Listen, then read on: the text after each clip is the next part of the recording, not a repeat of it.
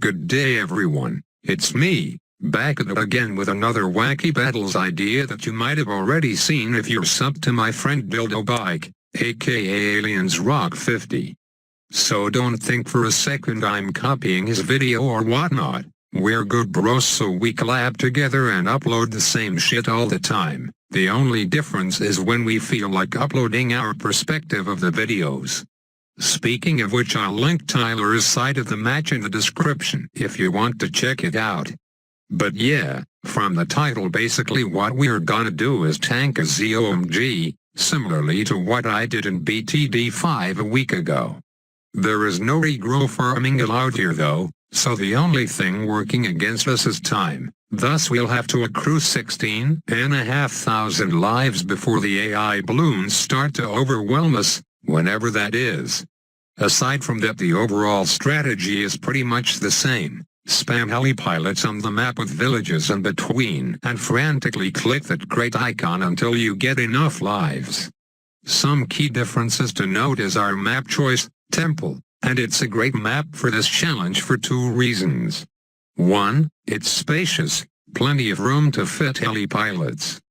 2, being the main reason is the AI path is separate from the player-sent path, so something really clever we can do is to set all our helipilots at the very front of the AI path and out of the way from the other path so that we don't accidentally pop the ZOMG that's sent, you know what I mean. Cause that happened in a previous attempt, and needless to say it was pretty embarrassing.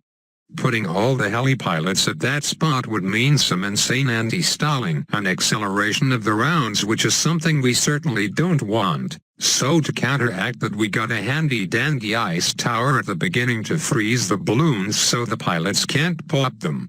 And the final thing to note is we are using the stacking glitch to double down on the number of helipilots we can place down. It's pretty awesome this glitch still works in battles, otherwise I'm not even sure if the normally 20 or so helipilots that can fit on Temple will be enough. I'll leave the rest for you to watch while I do what I usually do and rant about Ninja Kiwi updates. So clans. I mentioned almost everything I needed to in that initial update video, but now that the first week has concluded and I have a better understand of how the system works, it's time to voice some of my complaints.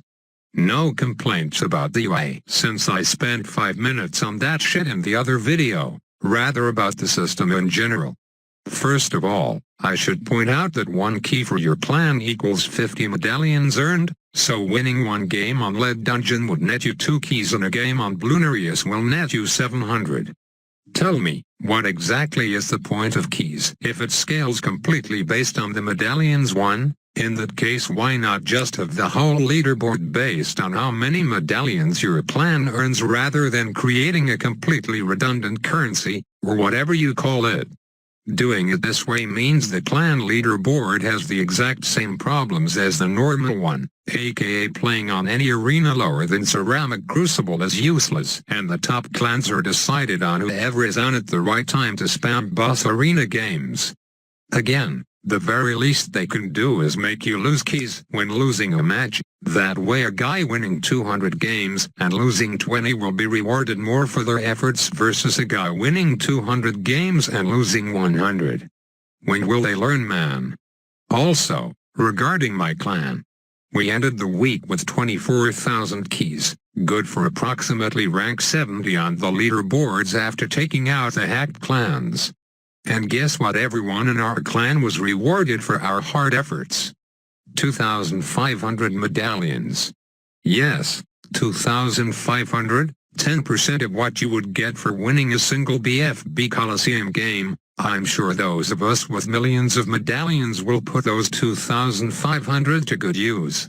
As a matter of fact, if we were to hit 50,000 keys we would have gotten a whopping 5,000 medallions, which is something I believe only 25 clans were able to achieve last week. God knows how the hell any clan is going to reach chest 8, the first chest with actual non-medallion rewards, if the jump from 3 to 4 is 10k to 50k. Just as a guesstimate, let's say chest 5 is 100k, chest 6 is 200k, chest 7 is 500k and chest 8 is 1 million.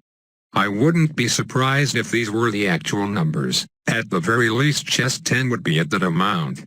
But yeah, 1 million keys is 50 million medallions earned in a week. Good luck getting 40 people to grind up that amount, lol.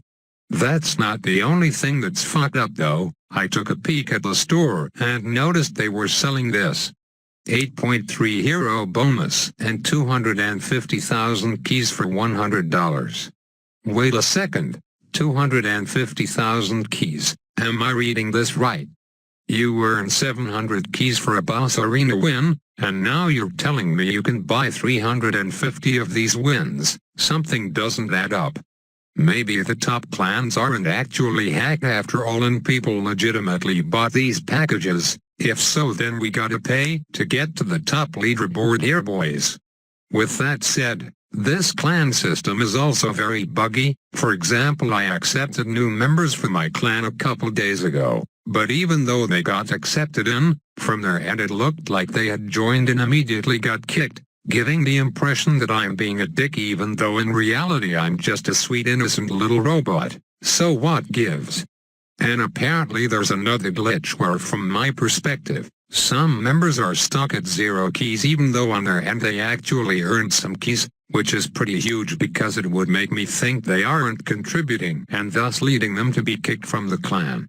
Yeah guys, I think it's pretty clear that this clan's update was thrown together like spaghetti and shipped onto the live servers just so they could have some sort of update out before Christmas. I'm going to do my best and forward all these glitches to Ninja Kiwi so they can patch them for the next update, and if they end up not doing anything about it then fuck me in the ass I guess. Please don't censor shit and penis though. I would like to consider that as a feature rather than a mistake on their part.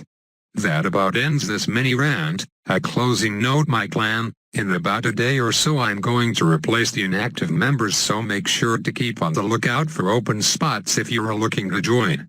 This time I'm going to explicitly state the requirements for joining because I want this clan to get as many keys as possible despite the fact the rewards are shit. So there's only one requirement for the clan really. Play Moab Pit arenas and above. Other arenas aren't worth the keys. That is all. Alright, it's about that time guys. 39 heli pilots on my end and I've got just about enough to tank a ZOMG by round 36. Dildo Bike's lagging a bit behind because he's having trouble jamming those towers and so he's got a few heli pilots less than me. My turn first, and boy did I fuck up yet again. I didn't put my heli pilots in the very corner like Tyler did, so now they're actually in range of the ZOMG. Look at all those darts flying. That alone almost took down the ZOMG layer, but thankfully it's still intact and out of range now. Except for this one lone heli pilot, I messed up the patrol area of that guy and couldn't find which heli pilot it was, so that's why it's left alone. I feared for my life that my mistake would cost me, but if that were the case then this clip would have made it on a bloopers video, so as we had planned I will leak the ZOMG successfully. There it is everyone, surviving a ZOMG without popping it. Now it's Tyler's turn, but he's quite a ways away, so stay tuned to see whether he will defy Father Time. Thank you all for watching. If you liked then be sure to press thumbs up and the gray bell. Have a lively day.